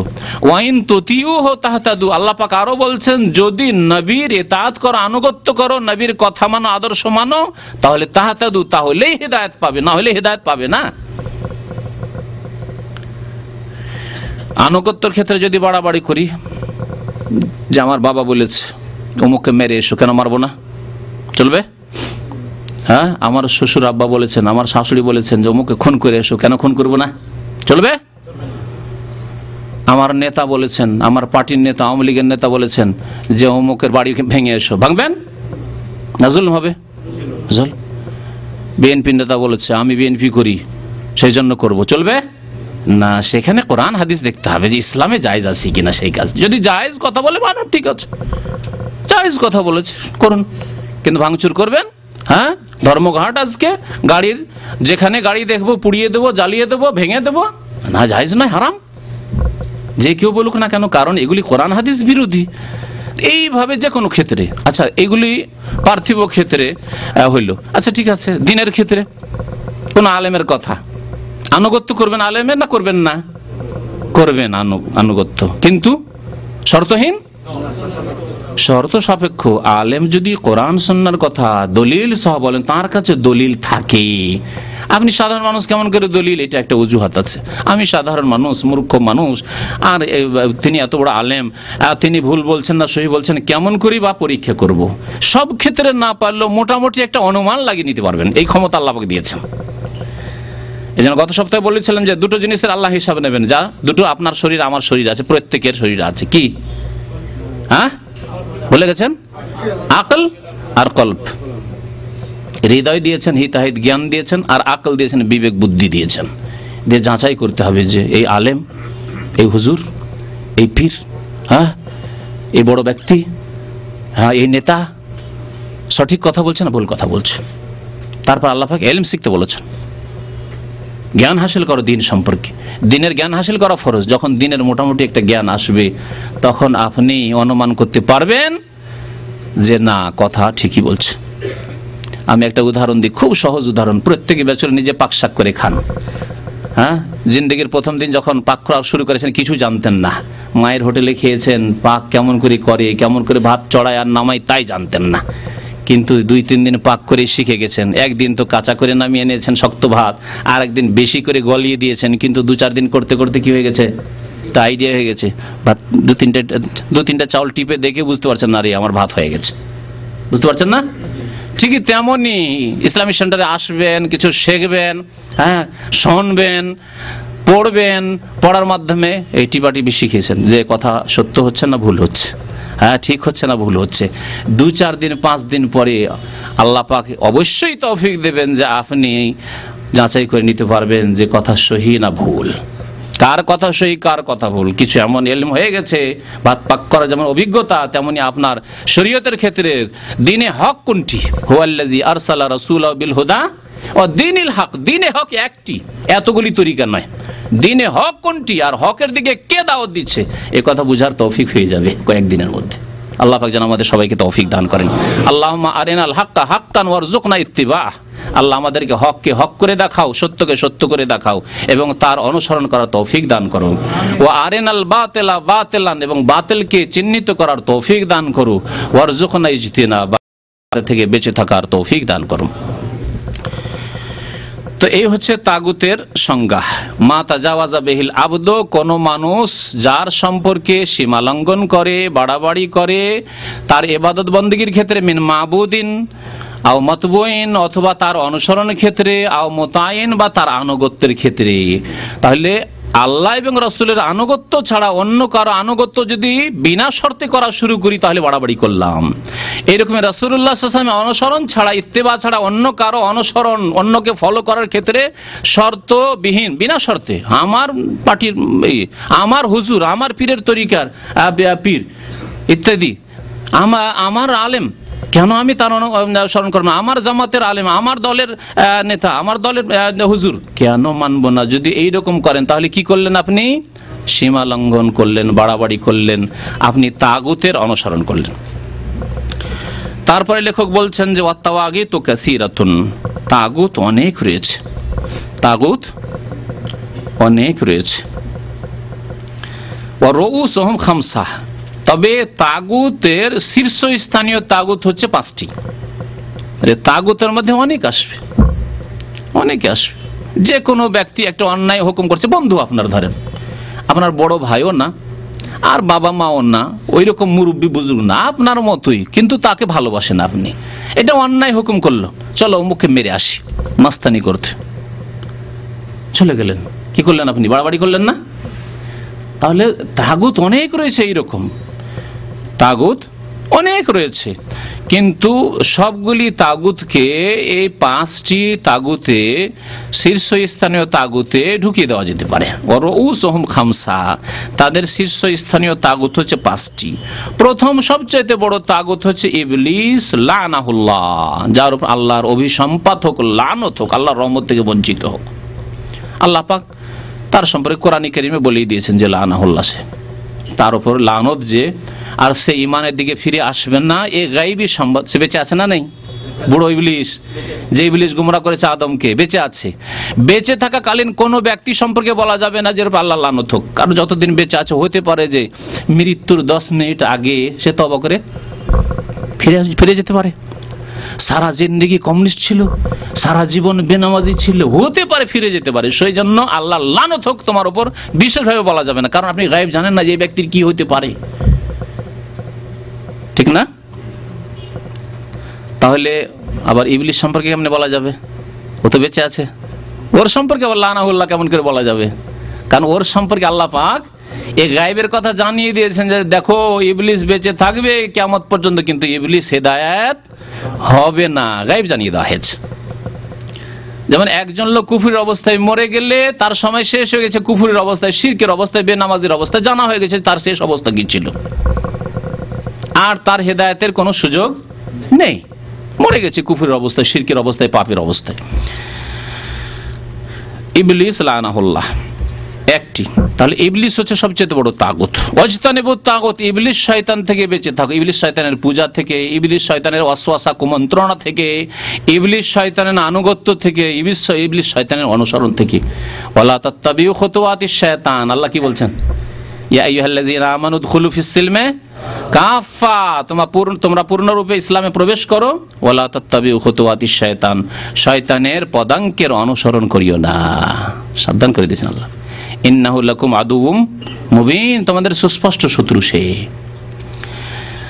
তো শয়তানের, ইবলিসের যে ব্যক্তি অনুসরণ করবে সে তাগুতের অনুসরণ করলো, যে ব্যক্তি শিরক করবে সে ব্যক্তি ইবলিসের পূজা করলো, কারণ এটি হচ্ছে শয়তানের ইবাদত। প্রতিমা পূজা, পুতুল পূজা, মৃতের পূজা, কবর পূজা, মাজার পূজা, আল্লাহ ছাড়া অন্যের পূজা, গাছের পূজা, এসব হচ্ছে শয়তানের পূজা। কারণ শয়তানের ওয়াসওয়াসা কুমন্ত্রণায় শিরকে লিপ্ত হয়েছে ওই জাতি, সেটা এটি শয়তানের পূজা। ওমান ওবেদা ওয়া হুয়া রাদিন, দ্বিতীয় তাগুত হচ্ছে শীর্ষস্থানীয় তাগুত, যদি কারো পূজা করা হয়, ইবাদত করা হয়, আর তার উপর সে সন্তুষ্ট থাকে, জীবিত অবস্থায় হোক অথবা মৃত অবস্থায় হোক। কেমন কথা? একজন লোক তার জীবদ্দশায় ছিল আর তার লোকেরা ইবাদত করছে, ইবাদত মানে তাকে কিবলা বানিয়ে নামাজ পড়ছে জরুরি নয়, কারণ ইবাদত আরো অনেক রয়েছে। তার সামনে এসে সেজদা করছে, এইরকম পীর দেখেছেন না দেখেননি? কেউ দেখেছেন বলতে পারেন? গত সপ্তাহে এক রাকার এক কোম্পানিতে বক্তব্যে যাচ্ছিলাম, তো দুই ভাই আমার সাথে এসেছিলেন, ওনারা নিয়ে যাওয়ার জন্য। তো বললেন যে আমার আব্বা এমন মুশরিক তাগুত পীরের মুরিদ, যেই পীর এইরকম হয়ে বসে থাকে, চেয়ারে বসে থাকে, পা লম্বা করে বসে থাকে, আর সবাই লাইন ধরে সিজদা করে। শুধু সিজদা করেন, লাইন লম্বা লাইন ধরে সিজদা করে। সিজদা করতে এসে পায়ের আঙ্গুলগুলি চুষে চুষে চুষে সাদা করে দিয়েছে, চুষতেই থাকে চুষতেই থাকে, হাজরা আসওয়াদ চুষার মতো করে। ও তো হাজরা আসওয়াদে এত সুযোগ পাওয়া যায় না চুষার, এইরকম চুষা চুষে। বাস্তবে আছে, এগুলো কাল্পনিক কথা নয়। হয়তো আপনার গ্রামে না থাকতে পারে, আর কারো গ্রামে না থাকতে পারে, আর কারো অঞ্চলে না থাকতে পারে। বাস্তবে আছে বর্তমান যুগে এইরকম মুসলিম উম্মতে শিরক কুফরি। এই লোকটি রাজি না রাজি নয়, যার সামনে এসে সেজদা করছে অথবা ঝুঁকে যাচ্ছে, পায়ের আঙ্গুল চুষছে, রাজি না রাজি নয়? সে রাজি, সন্তুষ্ট। সেই ভাই বলছে যে আমার আব্বার যেহেতু পীর ছিল, আমি একবার গেলাম বিদেশ আসার আগে, এখানে আসার আগে, বলছে যে আমার আব্বা বারবার বলছে যে আমার পীরে কিবলার কাছে একবার ফিরে আয়, অনেকদিন টাকা পয়সা দিচ্ছিস, এজেন্টকে যেতে পারিস না, তো যা ওখান থেকে একবার ফিরে আয়। বাবা ভাবছে যে তাহলে তাবারও কেমন হাসিল হবে যে পীর একেবারে বিদেশ পাঠিয়ে দিবে। তো গেলাম, গিয়ে শুধু আমি মোসাফা করলাম। বলছে আমি শুধু মোসাফা করলাম। যে ও বিদাতি তরিকায় হয়তো মুসলমান মুসাফা করেছে, যাই হোক মুসাফা করেছে, কিন্তু সেজদাও করেনি আর পাও চুষেনি, আঙ্গুল চুষেনি। বলছে যে আমার দিকে এইভাবে দেখতে শুরু করলো, এইভাবে দেখা শুরু করলো। তারপর বলছে হুজুর আমি অমুকের ছেলে, আপনার যে মুরিদ অমুকের ছেলে এসছি। তারপরে দেখছে তোমার বাবা আমাকে সেজদা করে আর তুমি মুসাফা সালাম। বুঝতে পেরেছেন? এই হলো অবস্থা। তাহলে তাগুত কি না? সে তাগুত। অমান ওবেদা, যার ইবাদত করা হচ্ছে, ওয়া রাজি না, সে তার উপর রাজি রয়েছে, সন্তুষ্ট রয়েছে, জীবিত অবস্থায় এইরকম সন্তুষ্ট থেকেছে। অথবা জানে যে তাকে হয়তো এত দূরে এখনো পৌঁছায়নি, জীবদ্দশায় পৌঁছায়নি, কিন্তু জানে যে আমার এত ভক্ত, আর এত ভক্তি করতে গিয়ে, আমার সম্মান প্রদর্শন করতে গিয়ে এত বেশি বাড়াবাড়ির লোকেরা করে যে এখন পূজাতে না পৌঁছিল, আমি মরলেই তারা প্রস্তুতি রেখেছে কবরটাকে পাকা করবে, চাদর চড়াবে, ফুলটুল দিয়ে আমার কবরে সেজদা শুরু হয়ে যাবে, নজরানা শুরু হয়ে যাবে, ফাতিহা শুরু হয়ে যাবে, আর ওই যা হচ্ছে মাজারে তাই শুরু হবে। কিন্তু সে সতর্ক সাবধান করে যায়নি, অসুবিধা নেই, এটা ভালো কাজ। ওলিয়া উলিয়াদের এটি সম্মানের অন্তর্ভুক্ত। তারা বলে তো এরকম কথাবার্তা যে ওলিয়া উলিয়ার সম্মান প্রদর্শন করতে হবে না, আমরা কবর পাকা করে, কবরের উপর চাদর চড়িয়ে, কবরে ফুল টুল দিয়ে, এসব সাজিয়ে আর নজরানা করছি, আর আমরা যে ভিড়ভাড় করছি, ওরস লাগাচ্ছি, এগুলি তাদের সম্মান প্রদর্শন করছি। এহতেরাম করতে হবে না? এহতেরাম করছি, আমরা সম্মান প্রদর্শন করছি, ওরা আল্লাহর ওলি ছিল, এটা জানে, অথচ সে সতর্ক সাবধান করে যায়, নিষেধ করে যায়নি। তাহলে সে রাজি ছিল কিনা? রাজি ছিল। সুতরাং সেও তাগুত। তাহলে তাগুত থেকে বাঁচতে হলে যদি দেখা যায় যে আমাকে অনেক লোকে মানে, অনেক লোকে আমার কথা শোনে, তাহলে সেই জাতিকে সতর্ক করে যেতে হবে যে আল্লাহ ছাড়া অন্যের সামনে ঝুঁকাও শিরক, সেজদা করা শিরক, বড় শিরক এগুলি। এরপরে ইসলাম থাকবে না, নামাজ রোজা হজ যাকাত কিছুই থাকবে না। জি, যদি কবর পাকা করো আর শিরকের স্থান হয়ে যায় সেটি, সেখানে যদি তওয়াফ শুরু হয়ে যায়, সেখানে সে রোগের আরোগ্য মানুষ তলব করে, তাহলে তোমরা মুসলিম থাকবে না, কাফের মুশরিক হয়ে যাবে, চিরকালের জাহান্নামে থাকবে। এই যদি সতর্ক করে যায় তাহলে রক্ষা পাবে, না হলে তার রক্ষা নেই। সতর্ক হয়ে যেতে হবে। এই জন্য যেই সমাজে রোদন করা অভ্যাস আছে লোকের, মহিলারা বয়ান করে চিল্লে চিল্লে কান্না করে, সেই সমাজের ব্যক্তি অসুস্থ অবস্থায় বা তার আগে যদি সতর্ক না করে আত্মীয় স্বজনকে, পরিবারের মহিলাদেরকে যে সাবধান, আমি মারা গেলে খবরদার কান্নাকাটি করবে না, যদি না করে থাকে, বরং আকাঙ্ক্ষা থাকে যে কান্না করা মানে আমার উপর মায়া বেশি আছে। অনেকে এরকম ধারণা রাখে যে আমার স্ত্রী যদি খুব কান্না করে, আর আমার যদি ভাই বোনের আত্মীয় স্বজন খুব যদি কান্না করে, তার মানে আমাকে খুব বেশি ভালোবাসে। এটাই কি? যদি এইরকম পরিবেশে আমরা মানুষ হই যেখানে এই রোদন করা, কান্না করা, চিল্লে কান্না করার অভ্যাস আছে, অথচ নিষেধ করে গেলাম না, নবী করিম সাল্লাল্লাহু আলাইহি ওয়াসাল্লাম কি বলেছেন? আল মাইয়িতু ইউআযাবু বিবুকাই আহলিহি আলাইহি, সহিহ বুখারীর হাদিস। মৃত ব্যক্তিকে তার পরিবারের কান্না রোদনের জন্য, বয়ান করে কান্নার জন্য আযাব দেওয়া হয়, আযাব দেওয়া হয়। নিষেধ করে যেতে হবে। তাহলে এই একটি মাসলার ক্ষেত্রে, মাসলা এটি শিরকের পর্যায়ে পৌঁছে না এই কান্না, তাতেই যদি আযাব দেওয়া হয় মাইয়িতকে, তাহলে যদি সিজদা, রুকুতে আর কবর মাজার পাকা করা, ওরস লাগাতে রাজি থাকে, তাহলে তার কি অবস্থা হবে? তার কি অবস্থা হবে? নিঃসন্দেহে সে তাগুত।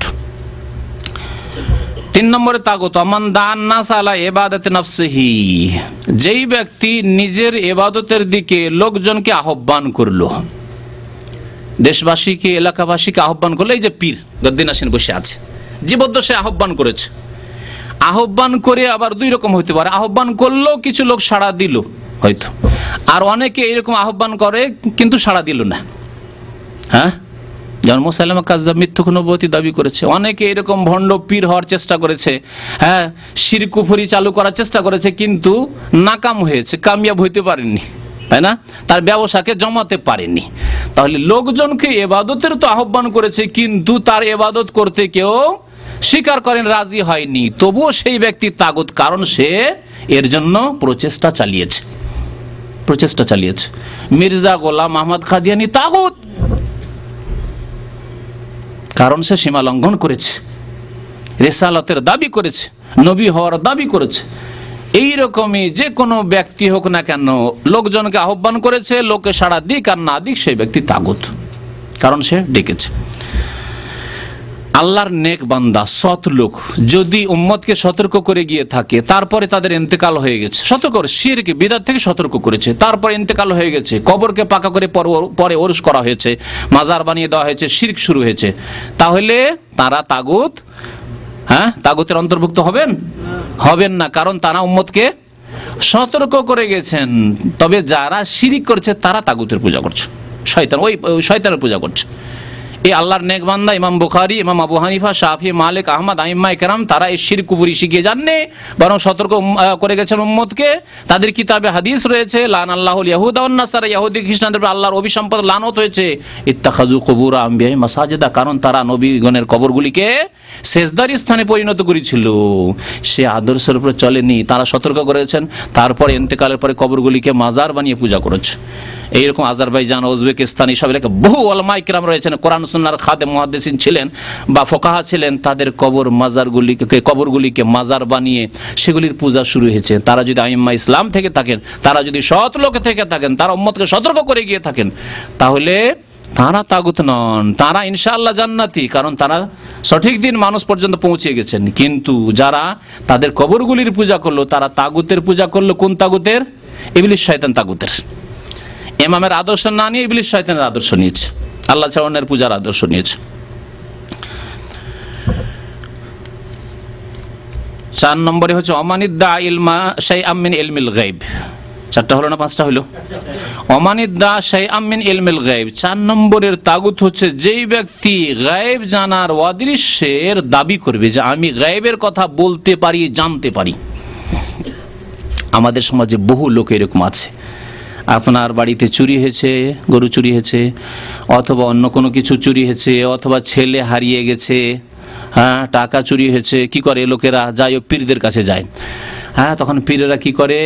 বলে যে হ্যাঁ বলতে পারবো, এমনিতে বলে দিল। 100টা কথার মধ্যে হয়তো একটা ঠিক হলো, 2টো ঠিক হলো, 99টা 98টাই ভুল হলো, কিন্তু লোকজন ওই একটাই দেখছে, না না ঠিকই তো হয়েছে। হাই, 100টা কথা বললে একটা তো এমনিতে অনুমান ভিত্তিকও ঠিক হইতে পারে। যেমন আপনার নিশানা করার অভ্যাস নেই, কিন্তু আমের গাছে ঢেল মারছেন আম পাড়ার জন্য, আরে 10টা মারতে মারতে একটা তো লাগবে, কি আমে লাগবে না? হতে পারে এরকম। তারপরে তারা শয়তান ব্যবহার করে, জিন বশে করে, এইসব করে। জিনেরা হয়তো রাত্রে ছিল, ওই সময় যে সময় চুরি হয়ে যায়, কোন দিকে যায়, কোন বাড়ি থেকে বের হলো গরুগুলি, আর কোন বাড়ি থেকে ঢুকলো, ওই জিনগুলিকে কাজে লাগিয়েছে। আর দাবি করলো যে আমি আল্লাহর ওলি, সুতরাং আমার কেরামতি হচ্ছে গায়েব জানা, গায়েব জানতে পারি। সেই ব্যক্তি তাগুত। হারিয়ে যাওয়া বস্তু সম্পর্কে অনেকে আমাদের কাছে আসে, মনে করে যে বাংলাদেশে অনেক হুজুরদের কাছে গেলে আর অনেক আলেমদের কাছে, পীরদের কাছে গেলে ওরা অনেকে বাটি ঘুরায়। কি ঘুরায়? হ্যাঁ, বাটি চালায় না? বাটি চালিয়ে কত রকম করে, বা ওই চাল পড়া দিয়ে এবারে দাঁতি টাতি লাগিয়ে দিল, আর কথাবার্তা বলতে পারে না। এইসব ভণ্ডামি, শিরকি কুফরি অনেক কথাবার্তা রয়েছে, সেহের জাদু রয়েছে। তো আমাদের কাছে আসে, মনে করে যে হয়তো এখানেও এইসব কিছু। 4 নম্বরে হচ্ছে অমানিদ্দা ইলমা শাইআম মিন ইলমিল গায়ব। 4টা হলো না 5টা হলো? অমানিদ্দা শাইআম মিন ইলমিল গায়ব, 4 নম্বরের তাগুত হচ্ছে যেই ব্যক্তি গায়েব জানার অদৃশ্যের দাবি করবে, যে আমি গায়েবের কথা বলতে পারি, জানতে পারি। আমাদের সমাজে বহু লোক এরকম আছে, আপনার বাড়িতে চুরি হয়েছে, গরু চুরি হয়েছে, অথবা অন্য কোনো কিছু চুরি হয়েছে, অথবা ছেলে হারিয়ে গেছে, হ্যাঁ, টাকা চুরি হয়েছে, কি করে লোকেরা? যায় পীরদের কাছে যায়। হ্যাঁ, তখন পীরেরা কি করে? বলে যে হ্যাঁ বলতে পারবো। এমনিতে বলে দিল। 100টা কথার মধ্যে হয়তো একটা ঠিক হলো, দুটো ঠিক হলো, 99টা 98টাই ভুল হলো, কিন্তু লোকজন ওই একটাই দেখছে, না না ঠিকই তো হয়েছে। হারি 100টা কথা বললে একটা তো এমনিতে অনুমান ভিত্তিকও ঠিক হইতে পারে। যেমন আপনার নিশানা করার অভ্যাস নেই, কিন্তু আমের গাছে ঢেল মারছেন আম পাড়ার জন্য, আরে 10টা মারতে মারতে একটা তো লাগবে, গিয়ে আমে লাগবে না? হতে পারে এরকম। তারপরে তারা শয়তান ব্যবহার করে, জিন বশে করে, এইসব করে। জিনেরা হয়তো রাত্রে ছিল, ওই সময় যে সময় চুরি হয়ে যায়, কোন দিকে যায়, কোন বাড়ি থেকে বের হলো গরুগুলি, আর কোন বাড়ি থেকে ঢুকলো, ওই জিনগুলিকে কাজে লাগিয়েছে। আর দাবি করলো যে আমি আল্লাহর ওলি, সুতরাং আমার কেরামতি হচ্ছে গায়েব জানা, গায়েব জানতে পারি। সেই ব্যক্তি তাগুত। হারিয়ে যাওয়া বস্তু সম্পর্কে অনেকে আমাদের কাছে আসে, মনে করে যে বাংলাদেশে অনেক হুজুরদের কাছে গেলে আর অনেক আলেমদের কাছে, পীরদের কাছে গেলে ওরা অনেকে বাটি ঘুরায়। কি ঘুরায়? হ্যাঁ, বাটি চালায় না?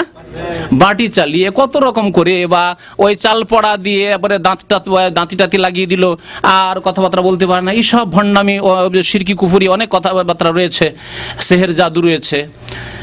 তো আমাদের কাছে আসে, মনে করে যে হয়তো এখানেও ওইসব কিছু পাওয়া যাবে, দিয়ে গায়েব জানা যাবে না। আমরা তাগুত হতে রাজি নয়। যারা তাগুত হতে রাজি হয়েছে তারা দাবি করবে যে আমি বাটি চালিয়ে বলে দিতে পারবো যে তোমার চুরি হওয়া মাল কোথায় গিয়েছে, তোমার ছেলে হারিয়ে কোথায় গিয়েছে। বুঝতে পেরেছেন? অমানিদ্দা শাইআম মিন ইলমিল গায়ব, যেই ব্যক্তি ইলমে গায়বের কোনো কিছুর সামান্যতম দাবি করবে, বেশি জানার দাবি করে না কিন্তু অল্প কিছু জানি, সেও তাগুত। কেন? সেই ব্যক্তি কোরআনকে মিথ্যা মনে করলো। যদি কেউ পৃথিবীতে গায়েব জানতে পারে তো প্রথম কে জানতে পারবেন? আল্লাহর পরে রাসূলুল্লাহ সাল্লাল্লাহু আলাইহি ওয়াসাল্লাম। রাসূলুল্লাহ সাল্লাল্লাহু আলাইহি ওয়াসাল্লাম সম্পর্কে কোরআনে কারিমে কত আয়াত রয়েছে। কুল, হে নবী, আল্লাহ পাক বলছেন হে নবী বলে দেন, কুল লা আকুলু লাকুম ইনদি খাজাইনুল্লাহ, আমি বলছি না যে আমার কাছে আল্লাহ পাকের ভান্ডার রয়েছে, আমার কাছে আল্লাহর খাজানাও নেই। হ্যাঁ, ওয়ালা আলামুল গায়বা, আর আমি গায়ব জানি না। ওয়ালা আলামু, জানি না গায়ব। নবী সাল্লাল্লাহু আলাইহি ওয়াসাল্লাম গায়ব জানেন না, আল্লাহ পাক বলতে বলছেন। ওয়ালা আকুলু লাকুম ইন্নী মালাক, আর আমি এই কথাও বলছি না যে আমি ফেরেশতা, ফেরেশতাদের মতো ক্ষমতা রাখি,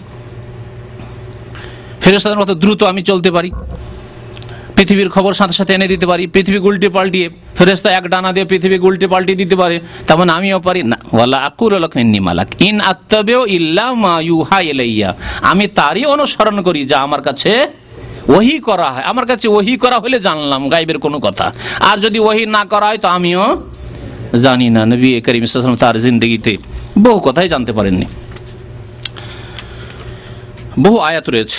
তারপরে আল্লাহ পাক রব্বুল আলামিন নবী করিম সাল্লাল্লাহু আলাইহি ওয়াসাল্লামকে সূরা নামলের আয়াত নম্বর 65 সম্বোধন করে বলছেন যে আমি কেন সারা পৃথিবীতে, আসমানে, জমিনে কোথাও আল্লাহ ছাড়া কেউ গায়েব জানে না। কুল, হে নবী আপনি বলে দেন, লা ইয়ালামু মান ফিস সামাওয়াতি ওয়াল আরদ, আসমান জমিনে কেউ জানে না আল গায়বা, গায়ব। জিবরাইল আলাইহিস সালাম গায়ব জানেন না, যতটা আল্লাহ তাকে তৌফিক দিয়েছেন ততটাই জানেন। তার যতটা দৌড় আছে, তারও ক্ষমতা কি সীমিত নয়? আল্লাহর মতো নাকি? তারও ক্ষমতা সীমিত, যদিও অনেক শক্তি, কিন্তু তারও ক্ষমতা সীমিত। আসমান জমিনে লা ইয়ালামু মান ফিস সামাওয়াতি ওয়াল আরদিল গায়বা, যারা আছে তাদের কেউ গায়েব জানে না। কে ছাড়া? ইল্লাল্লাহ, আল্লাহ ছাড়া। ওয়া মা ইয়াশউরুনা, এবং তারা জানেও না, আসমানের ফেরেশতারাও জানে না, জমিনের মানুষ এবং জিনও জানে না, আইয়ানা ইউবাসুন, কখন তাদেরকে কিয়ামতের জন্য উঠানো হবে। গায়ব কেউ জানে না। তাহলে যেই ব্যক্তি বলল যে না আমি তোমাদের হারিয়ে যাওয়া বস্তু বলতে পারি, আচ্ছা, তারপরে পীরেরা বলে, মুরিদরা রাজশাহী থেকে মুরিদ যাচ্ছে চিটাগাং, হ্যাঁ, অথবা বরিশাল যাচ্ছে। আচ্ছা, আপনি রাজশাহী থেকে এসেছেন? হ্যাঁ, আপনি দিনাজপুর থেকে এসেছেন? আপনি খুলনা থেকে এসেছেন?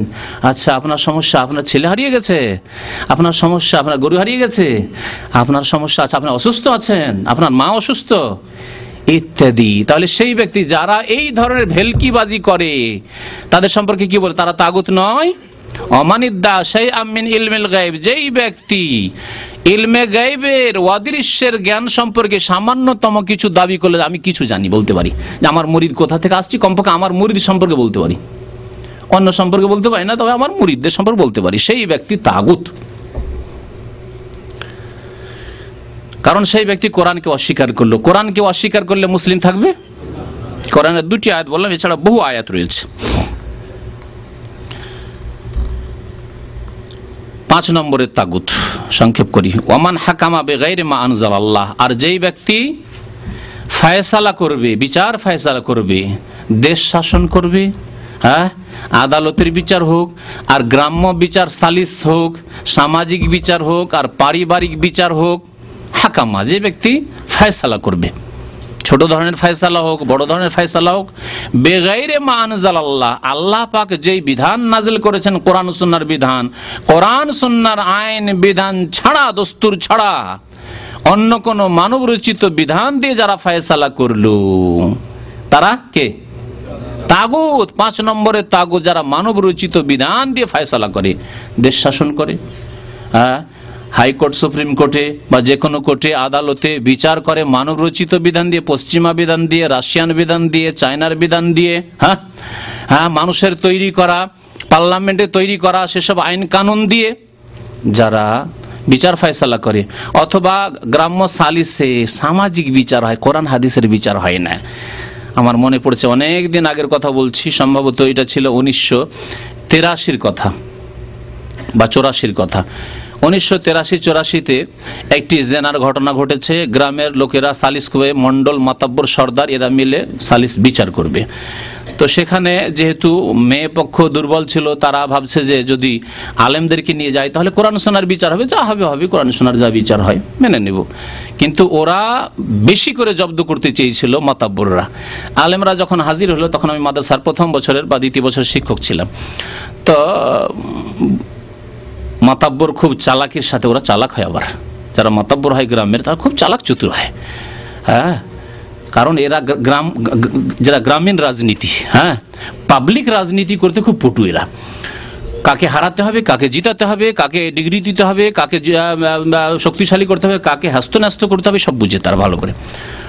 বলছে যে আলেমরা নেক মানুষ, সৎ মানুষ, হ্যাঁ, এরা আল্লাহওয়ালা মানুষ, এইসব গ্রাম্য নোংরা এইসব বিচারে আলেম ওলামাকে কষ্ট দিয়ে লাভ কি? রাত্রে এতক্ষণ ধরে মৌলানা সাহেব, হুজুর আপনারা যান, আরাম করেন আপনারা, আমরা গ্রামের সালিস বিচার আমরা সেরে নিচ্ছি। আউযুবিল্লাহ। গ্রামের বিচার করবে কে? সালিস। জাহেল, মূর্খ, যাদের নামাজেরও ঠিকানা নেই, তারা গ্রামের সালিস বিচার করবে, চেয়ারম্যান, প্রধান, মেম্বার, এইসব নিয়ে। এগুলি হচ্ছে ওমান হাকামা বেগাইরে মা আনজালাল্লাহ, মানব রচিত বিধান দিয়ে গ্রামের যে সব রীতিনীতি রয়েছে সেসব দিয়ে যারা বিচার করে। আর একটি ঘটনা মনে পড়ছে, আমার 10-12 বছর বয়সের ঘটনা। এক সর্দার আবার জেনা করেছে, বিচার করেছে। তো সর্দারকে শাস্তি দিবে কি করে? সর্দারের শাস্তি হলো 10,000 টাকা ফাইন তাকে, আর টাকা পরে দেওয়ার ওয়াদা করলো। আর শক্তিশালী বংশ, খুব জোরালো বংশ, কে তার কাছ থেকে টাকা আদায় করবে? ওরাই তো তারা গ্রামের। টাকাটা থাকলো শুধু ধার্য করা যে 10,000 টাকা ফাইন করা হয়েছে। আর মহিলা ছিল খুব গরিব মহিলা, তাকে তার মাথার চুল আউযুবিল্লাহ কেটে, তারপরে ওই চুন কালি দিয়ে, আর গলায় ওই ভাঙা হাঁড়ি, যে মাটির ভাঙা হাঁড়ি হয় না, দেখেছেন না মাটির হাঁড়িগুলো, মাটির হাঁড়িকে ভেঙে গলাতে ঢুকিয়ে দিয়ে গ্রামে গ্রামে ঘুরিয়ে নিয়ে বাড়িয়েছে। এই বিচার মদিনায় 1400 বছর আগে ইহুদিরা করতো, নবী করিম সাল্লাল্লাহু আলাইহি ওয়াসাল্লামের আগমনের আগে।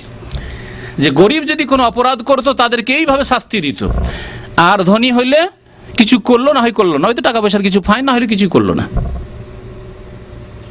নবী করিম সাল্লাল্লাহু আলাইহি ওয়াসাল্লাম লানত, অভিশাপ করেছেন এরকম সমাজের উপর, যেখানে দুর্বলকে তো শাস্তি দেওয়া হয় কিন্তু সবলকে শাস্তি দেওয়া হয় না। মানবরচিত বিধান, এর নাম হচ্ছে মানবরচিত বিধান। তো যেই ব্যক্তি মানবরচিত বিধান দিয়ে ফয়সালা করে, এরকম গ্রাম্য সালিসে হাজির থাকবে, তারা তাগুত। গ্রাম্য সালিসে হাজির থাকলো অথচ জুলম অত্যাচার করলো, সীমালঙ্ঘন করলো, তারা হচ্ছে তাগুত। ওমান হাকামা বিগাইরি মা আনজালাল্লাহ, যারা মানবরচিত বিধান দিয়ে ফয়সালা করে তারা তাগুত, এতে কোনো সন্দেহ নেই। এটি হচ্ছে কোরআনে কারীমের কথা।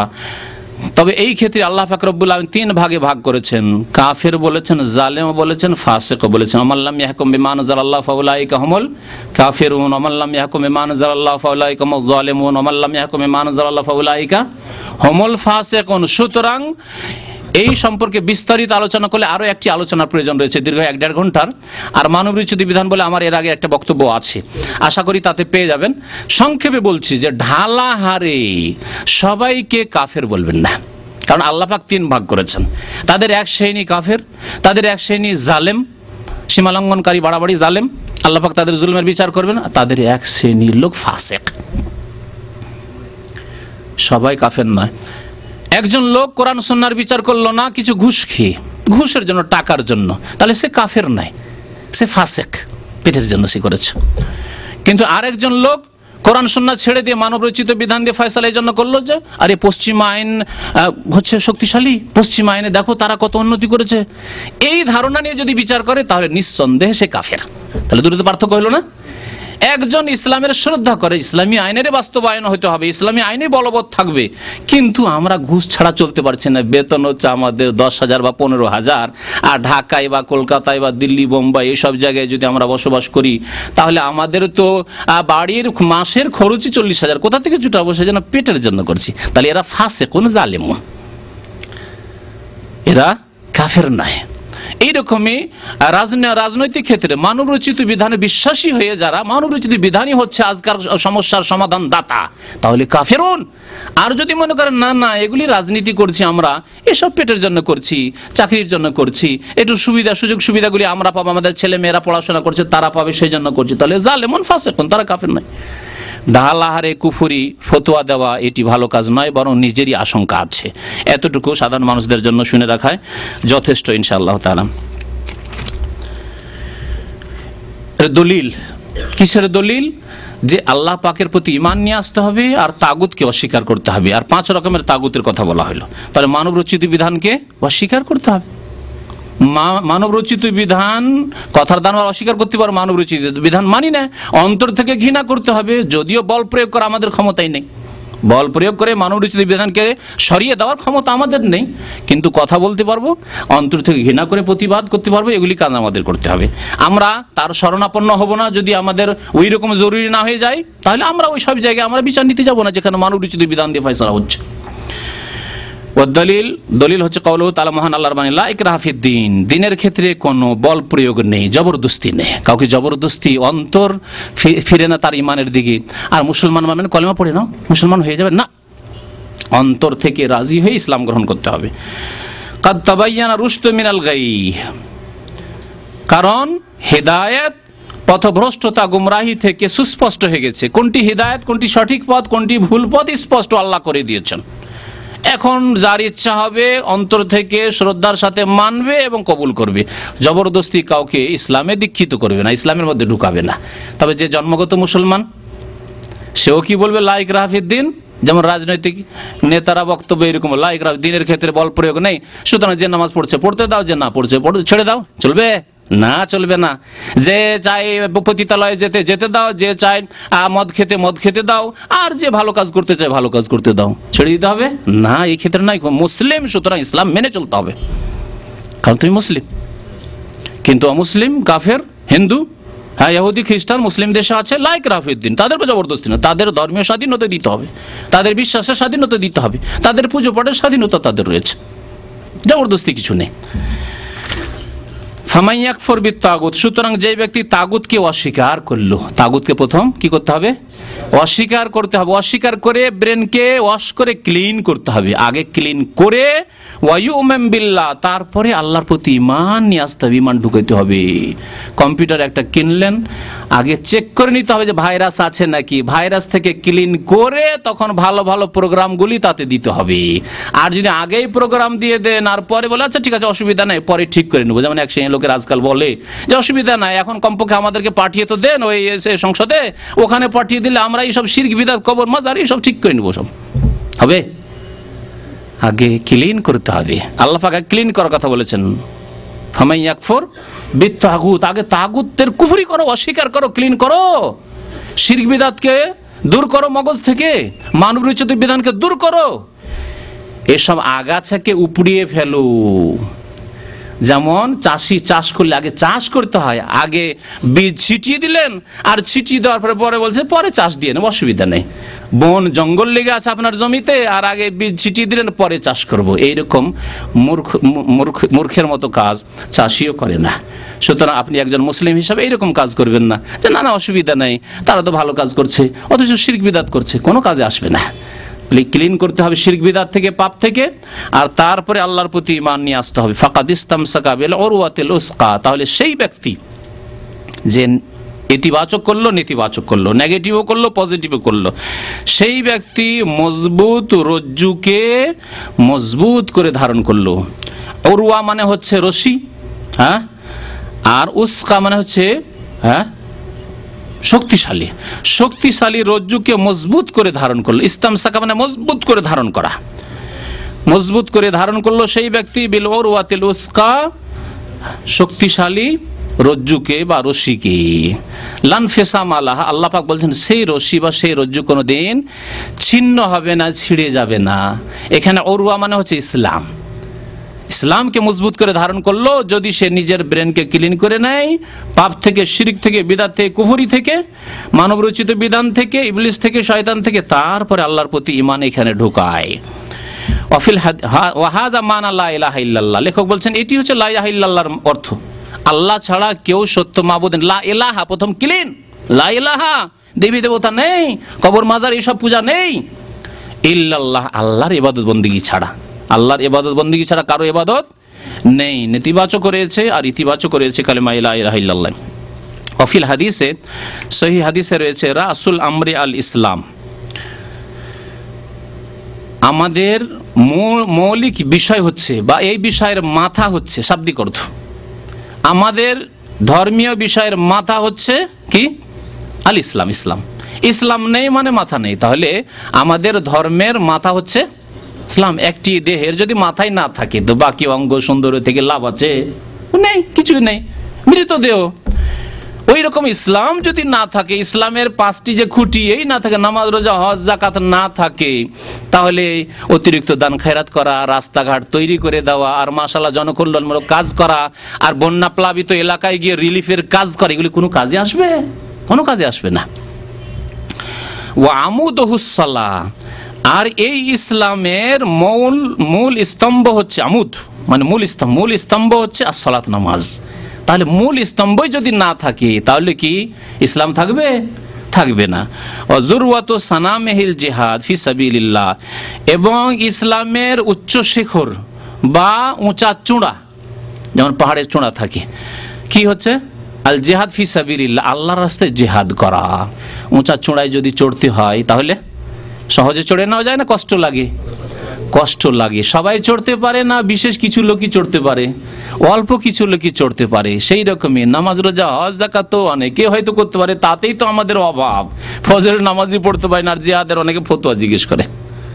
হ্যাঁ, ফজরের নামাজ পর্যন্ত যদি না চড়তে পারেন তাহলে আপনি জিহাদ ফি সাবিলিল্লাহ, যাকে নবী সাল্লাল্লাহু আলাইহি ওয়াসাল্লাম বলেছেন যিরওয়াতু সানামিহিল জিহাদ, ইসলামের সর্বোচ্চ শিখর হচ্ছে জিহাদ ফি সাবিলিল্লাহ, কোথায় কি করে চড়বেন আপনি?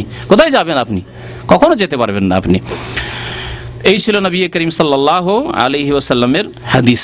তারপরে যেই ব্যক্তি উচ্চ শিখরে চড়লো সেই ব্যক্তি দিন কমপ্লিট করলো, নামাজ করলাম, রোজা করলাম, হজ করলাম, যাকাত করলাম, কিন্তু বল প্রয়োগ করার মতো ক্ষমতা হলো না হককে প্রতিষ্ঠিত করার জন্য।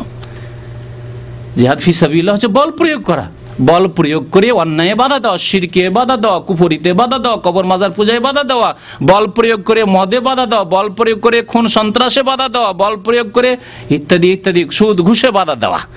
এতদূর পর্যন্ত পৌঁছে গেলে দিন কমপ্লিট হয়ে গেল। আজকে নামাজির সংখ্যা কম থাকলেও বলবো যে আছে, অনেক আছে, কিন্তু তাদের অধিকাংশই বল প্রয়োগ করতে পারি না।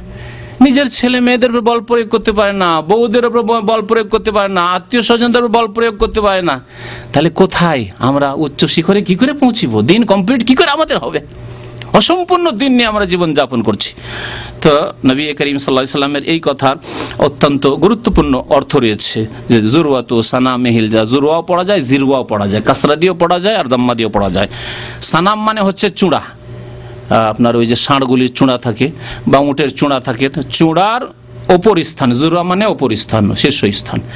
তো ইসলামের ইসলামের উচ্চ শিখর বা চূড়া হচ্ছে আল জিহাদ ফি সাবিলিল্লাহ, আল্লাহ পাক রব্বুল আলামিনের রাস্তায় জিহাদ। আল্লাহ পাক রব্বুল আলামিন যেন আমাদেরকে নেক আমলের তৌফিক দান করেন, আল্লাহর রাস্তায় যেন আমাদেরকে জিহাদ করার তৌফিক দান করেন, জান মালের জিহাদের তৌফিক দান করেন, নফসের সাথে জিহাদের তৌফিক দান করেন।